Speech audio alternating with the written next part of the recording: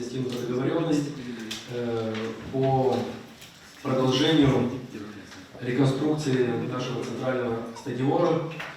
Нам выделяют бесплатно пластиковые сиденья, которые мы должны взять и установить. Поэтому есть предложение, чтобы выделить из резервного фонда исполкома Грузии 90 тысяч лей для Главного управления по делам молодежи и спорта Грузии для реконструкции трибун Камрадского стадиона имени Мунженова.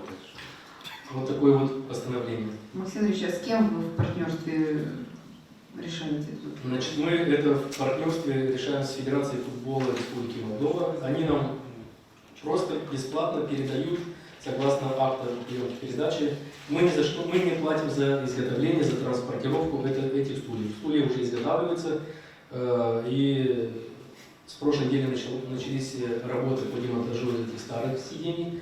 С завтрашнего дня сварщики начинают проводить работу по их монтажу.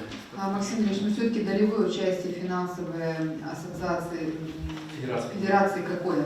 Значит, это примерно около 230 тысяч лей. Объем этих стульев, это 1750 стульев, это будет на часть стадиона.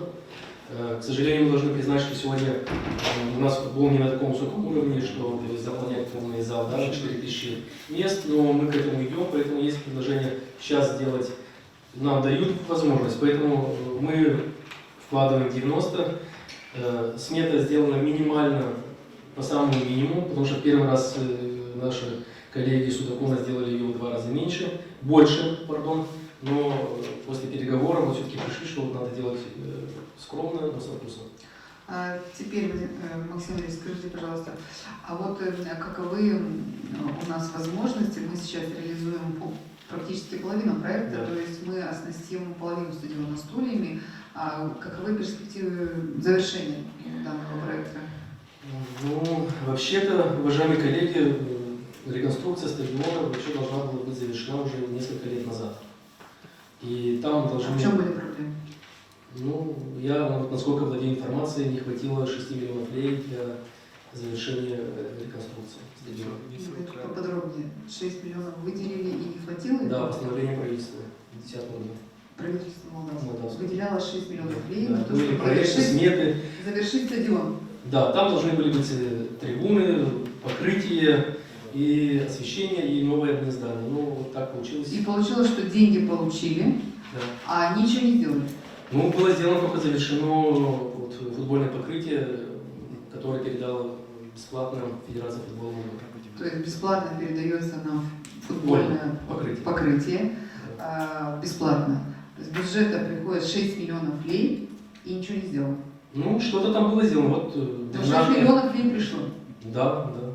Ну, там сейчас почти через день ходят представители счетной палаты, представители стройинспекции, Центра по борьбе, все правоохранительные органы, там ходят с рулетками, мерят, измеряют, то есть, ну, там есть... И детали... Уважаемые контролирующие органы, правоохранительные органы, очень интересная информация для вас в первую очередь.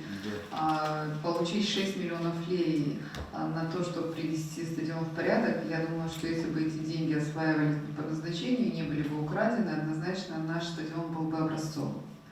И получить 6 миллионов лей и ничего не сделать, у меня лично как руководителя региона возникает очень много вопросов. Я считаю, что нам надо разобраться по этой ситуации и выявить, где на самом деле эти 6 миллионов, куда они пропали.